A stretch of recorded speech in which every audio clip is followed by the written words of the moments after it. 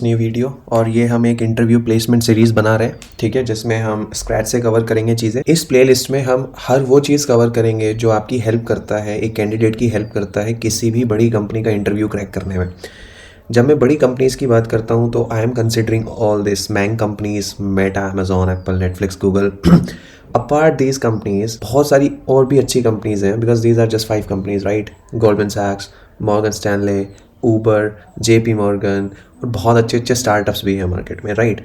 सो इन सब कंपनीज़ में यार क्या होता है कि एक प्रोडक्ट ये बनाते हैं जब अपना ये कंपनीज़, तो इनको अपने प्रोडक्ट को ना बहुत फास्ट करना होता है कि यूज़र एक्सपीरियंस बहुत फास्ट हो। ऐसा नहीं होना चाहिए आपने किसी बटन पे क्लिक किया, रिक्वेस्ट फ्रंट एंड से बैक एंड पे गई और बैक एंड उसको प्रोसेस करने में 5 सेकंड ले रहा है, तो यूज़र एक्सपीरियंस बहुत गंदा हो जाता है।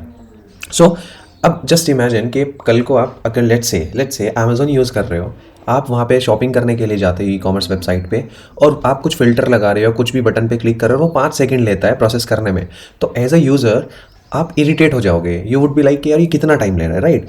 तो बैकएंड में क्या होता है, चीज़ें फास्ट करनी पड़ती हैं, कॉम्प्लेक्सिटी को कम करना पड़ता है, टाइम कॉम्प्लेक्सिटी रिड्यूस करनी पड़ती है, सो दैट यूज़र जो है उस चीज़ को बहुत जल्दी से स्क्रीन पे देख सके। तो बैकएंड क्या करता है, उसको बहुत फास्ट प्रोसेसिंग करता है उसकी, ठीक है। और वहाँ पे ये सब कॉन्सेप्ट जो है, टाइम कॉम्प्लेक्सिटी, स्पेस कॉम्प्लेक्सिटीज़, ये इनका बहुत इंपॉर्टेंट रोल रहता है। तो जब भी आप किसी भी बड़ी कंपनी का इंटरव्यू देने जाओगे, वहाँ पे आपको एक प्रॉब्लम दी जाएगी।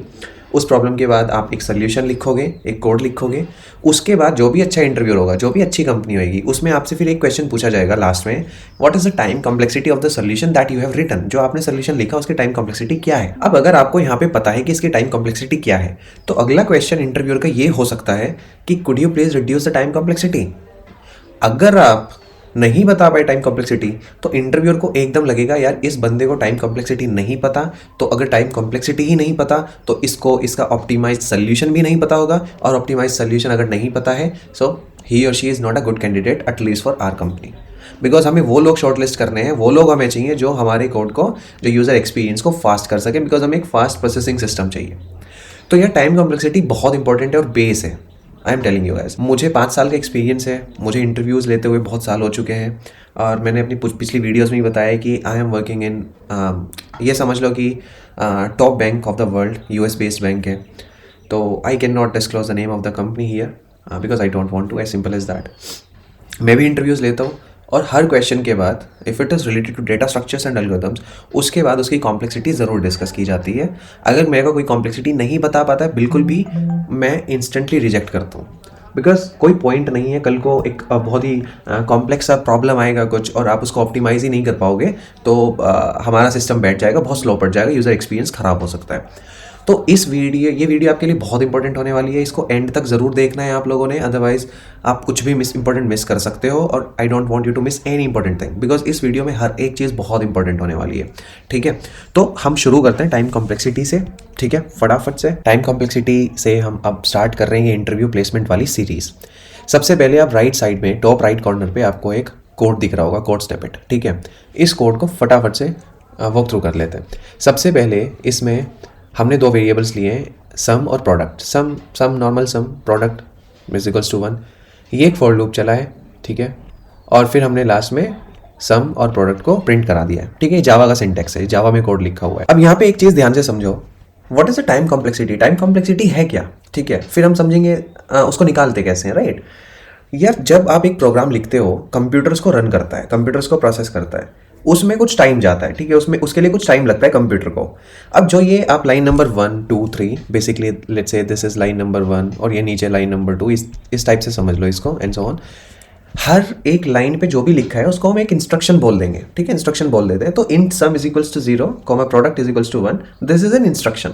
ऐसे ही फॉर लूप में जो लिखा हुआ है वो एक इंस्ट्रक्शन है। Sum is equals to sum plus j, this is also an instruction. Product वाली line is also an instruction. System dot out dot println, ये भी इंस्ट्रक्शन है। तो हम ये मान के चलते हैं अभी के लिए कि कंप्यूटर को जो टाइम लग रहा है, ठीक है, वो तो कंप्यूटर को बहुत कम टाइम लगता है, बट हम अपनी कैलकुलेशन को इजी रखने के लिए, समझने के लिए अच्छी तरह से ये मान के चलते हैं अभी के लिए कि जो एक इंस्ट्रक्शन है उसको 1 सेकेंड लगता है एग्जीक्यूशन के लिए, ठीक है। तो लेट्स से स्टेप 1 को 1 सेकेंड लगता है एग्जीक्यूशन के लिए। सिमिलरली स्टेप 5 और स्टेप 6 को भी 1 सेकेंड लगता है। हमने स्टेप 1, स्टेप 5, स्टेप 6 का कैलकुलेशन कर लिया, ये निकल के आता है लेट्स से 3 यूनिट्स। हमने यहाँ पे units basically seconds, milliseconds कुछ भी हो सकता है, so we have generalized it कि ये 3 यूनिट्स है यूनिट्स। मेन इंपॉर्टेंट चीज़ जो इसमें है प्रॉब्लम में वो है, जो तुम्हें फोकस करना है वो है ये for loop. Instruction number 3, instruction number 4, इन दोनों को भी 1 सेकेंड लगेगा। Step is nothing but an instruction, ठीक है। इंस्ट्रक्शन नंबर 2 एंड 4 इनको भी 1 सेकेंड ईच लगेगा, सो टोटल हो गया 1 + 1 2 सेकेंड्स। बट एक चीज यहां पे ये नोटिस करो कि एक फॉर लूप भी है यहां पे, और ये फॉर लूप चल रहा है n टाइम्स, राइट।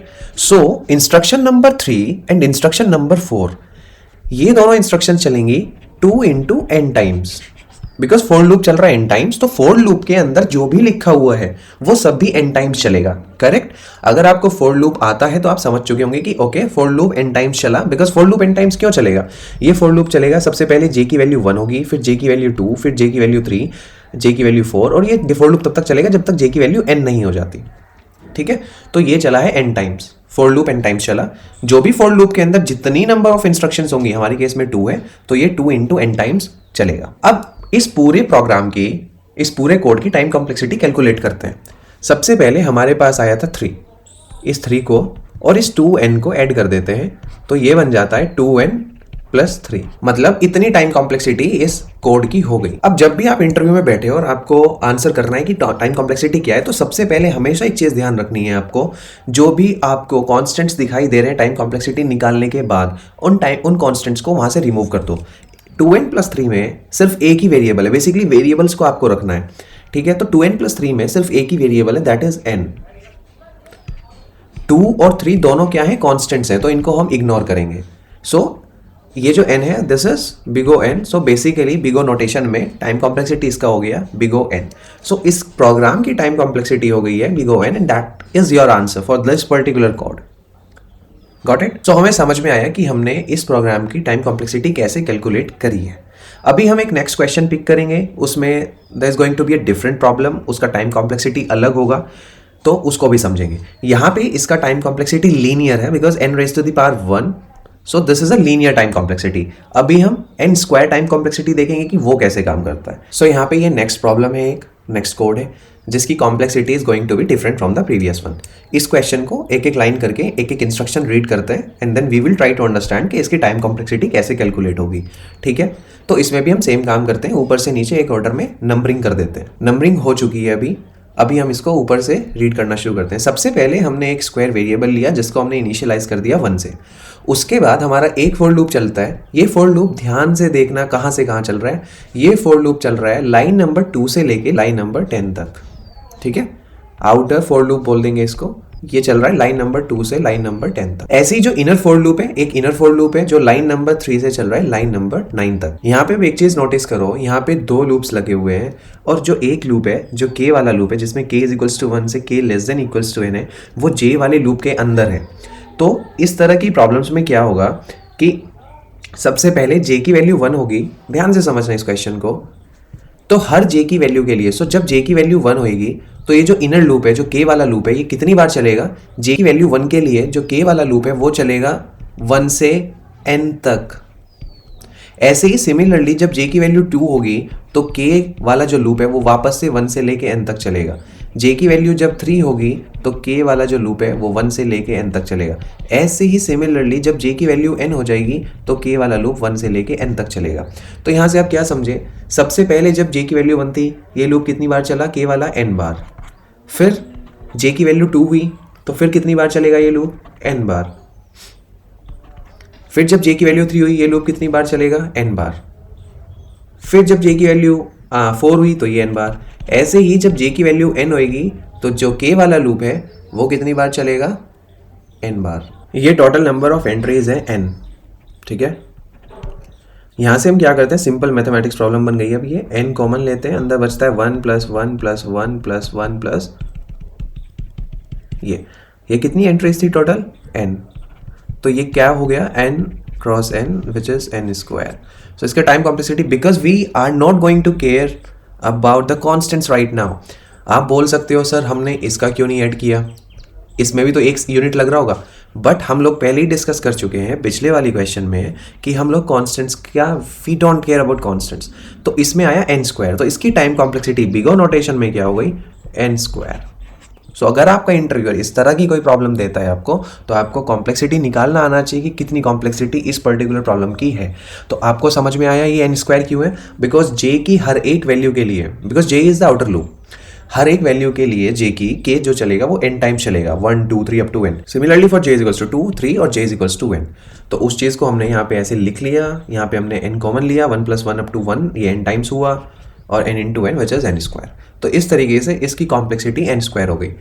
अब यहाँ पे आप बोल सकते हो यहाँ पे इसको भी 1 यूनिट लगेगा, इसको 1 यूनिट, इसको 1 unit, but again as I said constants के बारे में we are not going to take care of the constants, as simple as that. We are going to ignore the constants because constant जो ये n है ना, actually n की value बहुत ज़्यादा बड़ी होती है, like 10 raised to the power 6, 10 raised to the power 7, 10 raised to the power 8, इस टाइप से इनकी जो वैल्यू होती है वो होती है। तो उसके कंपैरिजन में 1 2 3 ये बहुत छोटी छोटी वैल्यूज होती हैं। So we simply prefer to ignore such very small values. Okay, got it. अभी हम एक नेक्स्ट प्रॉब्लम पे जाने वाले हैं जहाँ पे कॉम्प्लेक्सिटी जो है वो एक आप अलग तरीके से निकालेंगे और कुछ अलग होगा उसमें। ठीक है, ये एन स्क्वायर है, this is a polynomial time complexity. पिछले वाली प्रॉब्लम में लीनियर टाइम कॉम्प्लेक्सिटी थी, यहाँ पे n square which is a polynomial. अभी हम आगे बढ़ते हैं और समझते हैं उसमें कैसे टाइम कॉम्प्लेक्सिटी हम कैलकुलेट करने वाले हैं। अभी हमारे सामने एक नया क्वेश्चन दिख रहा है, नया कोड है एकदम, ये थोड़ा सा डिफरेंट है, ये similar to the first one है। जैसा हमने पहला वाला कोड समझा था उसकी टाइम कॉम्प्लेक्सिटी कैलकुलेट की थी, यहाँ पे थोड़ा सा अलग है। सबसे पहले मैं आपकी अटेंशन चाहता हूँ कि आप उस डिफरेंस पे ध्यान दो जो फर्स्ट वाली कोड स्निपेट में और इसमें है। जो मेन डिफरेंस यहाँ पे है वो है, यहाँ पे हम कर रहे हैं j into is equals to 2। तो सबसे पहले समझते हैं कि ये फॉर लूप कैसे चलेगा। इस फॉर लूप में सबसे पहले j की वैल्यू 1 होगी, फिर j की वैल्यू हो जाएगी 2, फिर j की वैल्यू होगी 4 8 16 एंड सो ऑन। बिकॉज हम j into is equals to 2 कर रहे हैं तो हर बार 2 से मल्टीप्लाई j की वैल्यू होगी। तो सबसे पहले 1 था, फिर होगा 1 इंटू 2 विच इज 2, फिर 2 इंटू 2 4,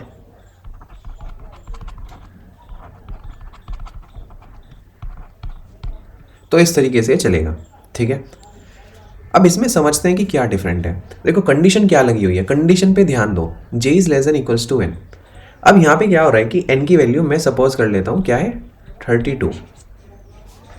तो अभी हम ट्राई करते हैं कि ये फॉर लूप में जो j की वैल्यू 1 है, j into is equals to 2 होते होते कितनी बार चल रहा है। सबसे पहले j की वैल्यू 1, फिर 2, फिर 4 8 16 32।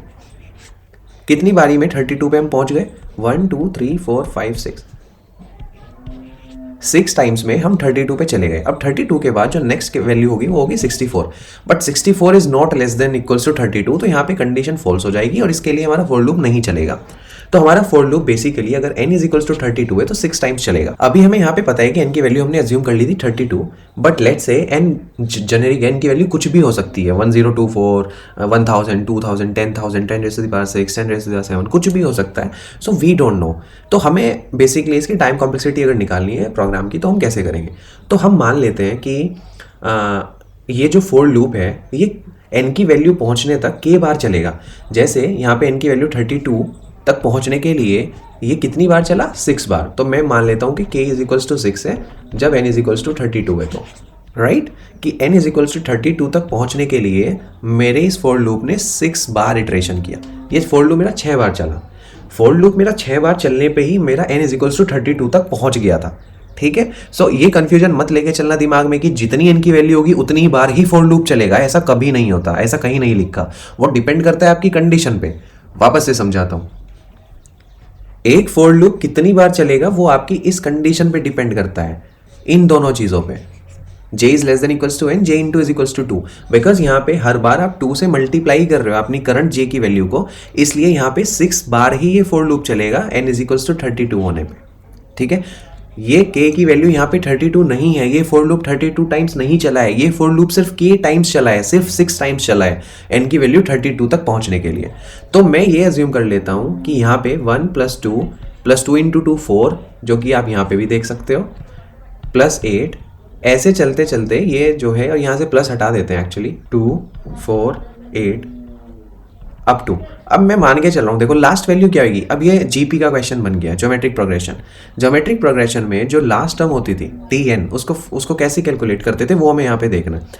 तो यहाँ पे क्या पैटर्न नोटिस कर रहे हो, सबसे पहले 2 की पावर 0 है, फिर 2 की पावर 1, 2 की पावर 2, 2 की पावर 3 एंड सो ऑन। तो लास्ट में मैं मान के चल रहा हूँ 2 raise to the power k होगा, because the point is k क्या है, ये k ऐसे समझ लो, अगर मैं इसकी बात करूँ तो 2 raise to the power 0, 2 raise to the power 1, 2 raise to the power 2, 2 raise to the power 3, 4, 5,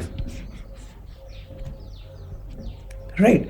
तो यहाँ पे बेसिकली आप अज्यूम कर सकते हो कि k की वैल्यू 5 है। 6 मैंने वहाँ लिखा था बिकॉज टोटल 6 है, ये 6 बार लूप चला है, बट यहाँ पे समझ लो क्योंकि 0 भी इंक्लूडेड है तो k इज इक्वल्स टू 5।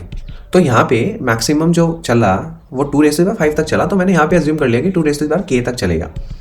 जब हमने इतनी बार चला लिया था तो हम कहाँ पे पहुँच गए थे, n पे 32, राइट। तो ये n होना चाहिए आइडियली, करेक्ट, क्योंकि हम क्या कह रहे हैं, हम ये कह रहे हैं बेसिकली ये इज इक्वल्स टू n नहीं होगा। इसको एक सेकंड में हटा देता हूँ, ये कंफ्यूज कर सकता है आप लोगों को। तो हम लोगों ने ये लिख लिया, यहाँ तक आप लोगों को आई होप अंडरस्टैंडिंग आपकी क्लियर है कि ये k क्यों आया है और ये 2 raise to the power 0, because ये ज्योमेट्रिक प्रोग्रेशन वाला पैटर्न बन रहा है, ध्यान से देखो। तो 2 raise to the power 0 up to 2 raise to the power k, ठीक है, इतना समझ में आ गया होगा। अब एक काम करते हैं, मुझे निकालना है टी एन का formula, basically nth term in a GP, उसका फॉर्मूला क्या होता है, उसका फॉर्मूला होता है a plus r raise to the power n minus 1 upon r minus 1। ये लास्ट टर्म निकालने का फॉर्मूला होता है जीपी में। यहाँ पे लास्ट टर्म क्या है, टी एन क्या है, यहाँ पे लास्ट टर्म होगी ये। हमें कहाँ तक पहुँचना है, हमें j less than equals to n तक पहुँचना है। कहाँ तक पहुँचना है, n तक पहुँचना है, n से आगे तो नहीं जाना, n ही हमारी लास्ट वैल्यू होगी, राइट। तो यहाँ पे टी एन क्या होगा, n होगा। a की वैल्यू क्या होगी, a is 1, r raise to the power n। यहाँ पे रेशो क्या है, यहाँ पे हर बार क्या फैक्टर है, 2 है, 2 से मल्टीप्लाई हो रही है, 1 इंटू 2, फिर 2 इंटू 2, 4 इंटू 2, राइट। तो यहाँ पे r की वैल्यू हो जाएगी 2 raise to the power n, मतलब नंबर ऑफ टर्म्स। यहाँ पे नंबर ऑफ टर्म्स कितनी है, k है, राइट, क्योंकि 2 raise to the power k तक ही हम n पे पहुंच गए थे, राइट। ऊपर अगर ध्यान से देखोगे, जब 2 रेज टू द पावर 5 हुआ था यहाँ पे इस जगह पे, तो हम कहाँ पे पहुंच गए थे, हम पहुंच गए थे 32 पे, n इज इक्वल्स टू 32 पे, करेक्ट। सो हम क्या करने वाले हैं अब यहाँ पे, हम बोलेंगे 2 raise to the power k minus 1 upon r minus 1, 2 minus 1, r is 2, r is ratio, ratio is basically कि किस फैक्टर से मल्टीप्लाई हो रहा है, तो 2 माइनस 1, तो ये क्या बन गया, 1 से 1 कैंसिल हुआ, 2 raise to the power k upon 2 minus 1 1 हुआ, तो ये हो गया n is equals to 2 raise to the power k and it is, अगर मैं इसको k की वैल्यू निकालूं तो k would be log n base 2। तो इससे हमें पता चलता है कि ये जो k की वैल्यू है ये log n हो जाएगी। मतलब इसका मतलब क्या हुआ, ये जो फॉर लूप है इसकी जो टाइम कॉम्प्लेक्सिटी है वो है log n बेस 2। ये हमेशा इतनी बार चलेगा वर्स्ट केस में, तो इसका O of log n 2। n की जो वैल्यू होगी उसका बेस 2 करो, वेरीफाई करते हैं। तो अगर तुमसे कोई पूछे इस तरह का क्वेश्चन देके j into is equals to 2 इस टाइप से कुछ भी, कि ये प्रोग्राम जो है ये जो फॉर लूप है इसकी टाइम का ये कितनी बार चलेगा बेसिकली, बिकॉज इसके अलावा भी और चीज़ें इसमें हो रही हैं कोड में, राइट। यहाँ पे भी कुछ हो रहा है, यहाँ पे भी कुछ हो रहा है, but again as I said in the first code कि जो कॉन्स्टेंट्स है ये 1 सेकंड ले रहा है, right, this is just a simple constant, ये 1 सेकंड ले रहा है। हमारा जो फॉर लूप है it is going to take n seconds, it is going to take time, right. तो हमारा फोकस मेन उस पर चला जाएगा, ठीक है, जहाँ पे वेरिएबल की बात है, वहाँ पे वेरिएबल है n, तो हम उस पर फोकस करेंगे। इसको एक बार वेरीफाई करते हैं कि ये फॉर लूप सही में log n टाइम्स चलने वाला है या नहीं। तो हमने n की वैल्यू 32 ली थी, तो एक काम करते हैं, log 2 32 होता है 2 रेज टू द पावर 5, तो मैं इसको 2 रेज टू द पावर 5 कर देता हूँ, 2 से 2 कैंसिल, 5 कितनी बार आया, 5 कितनी बार चला था ये, 5 टाइम्स, 5 टाइम्स चला था। तो यानी कि ये जस्टिफाई कर रहा है, this is the correct solution. So basically इस प्रोग्राम का, इस कोड का जो टाइम कॉम्प्लेक्सिटी हुआ वो हो गया है O log n, O is big O, so this is the answer for this particular code। ऐसे ही टाइम कॉम्प्लेक्सिटी अलग अलग तरीके से निकलती है, अलग अलग तरीके के कोड्स होते हैं जिसकी टाइम कॉम्प्लेक्सिटी डिफरेंट आती है, एक्सपोनेंशियल आ जाती है कई बारी, बैक ट्रैकिंग के क्वेश्चंस में जनरली टाइम कॉम्प्लेक्सिटी एक्सपोनेंशियल रहती है, ठीक है। फिर रिकर्सिव जो मेथड्स होते हैं, रिकर्सिव जो ट्रेस बनाते हो आप, उनमें काफ़ी जगह पे एक्सपोनेंशियल चली जाती है। तो आपसे क्वेश्चन किया जाएगा इसको ऑप्टिमाइज़ करो, फिर आप उसको you always try to optimize to some polynomial complexity n square या फिर लीनियर n या फिर this type of complexities like log base 2n, log base 3n। तो अगर मैं बात करूँ सिंपल सी के यहाँ पे log base 2n आया, तो अब यहाँ पे एक चीज़ ध्यान दो, अगर इस फोर लूप में यहाँ पे j into is equals to 2 की जगह j into is equals to 3 होता, क्या डिफरेंस आता उसके बाद डिफरेंस जो आता वो ये आता कि सबसे पहले j की वैल्यू 1 चलती, फिर 1 इंटू 3 होता, फिर 3 इंटू 3 होता, फिर ये इंटू 3 होता, ऐसे चलता, राइट। और फिर लास्ट में 3 raise to the power k होता, करेक्ट। तो ये क्या, इससे क्या हमें मिलता, इससे अगर मैं tn निकालूँ बेसिकली तो n is equals to a plus, इसमें डिफरेंस हो गया, इसमें रेशो क्या हो गया 3 raise to the power k minus 1 upon 3 minus 1, ठीक है। सो ये 2 आया, 2n इज इक्वल्स टू 1 से 1 कैंसिल हुआ, 3k। तो यहाँ पे क्या आ जाएगा k की value, log base 3 2n, this is the answer. अब अगेन 2n क्या है, ये कांस्टेंट है, राइट, 2 कांस्टेंट है, तो 2 आप हटा सकते हो, सो log 3n, k की वैल्यू ये हो जाएगी आंसर। अगर यहाँ पे j into is equals to 4 होता तो अब आप निकाल सकते हो कि ओके उस केस में log 4n हो जाता, सिंपल। जो वहाँ पे j into is equals to है वो वैल्यू बेस में आ जाएगी और n एज इट इज रहेगा। सो इंटरव्यूअर को ये आंसर बताना है, interviewer will be happy, you will be happy, sorted. I hope guys आपको इतनी ये टाइम कॉम्प्लेक्सिटी पे ये वाली वीडियो पसंद आई होगी। टाइम कॉम्प्लेक्सिटी पे अभी और भी वीडियोस बन के आएंगे, स्पेस कॉम्प्लेक्सिटी पे भी आएंगे, टाइम कॉम्प्लेक्सिटी पे भी मेन रिकर्सिव जो कोड्स रहते हैं उनकी टाइम कॉम्प्लेक्सिटी कैसे कैलकुलेट करते हैं, एक्सपोनेंशियल कॉम्प्लेक्सिटी का कैसे पता चलता है, कैसे निकालते हैं, कैसे फाइंड आउट करते हैं, वो सब आएगा, बट धीरे धीरे, बिकॉज एकदम से हम वहाँ नहीं पहुँच सकते।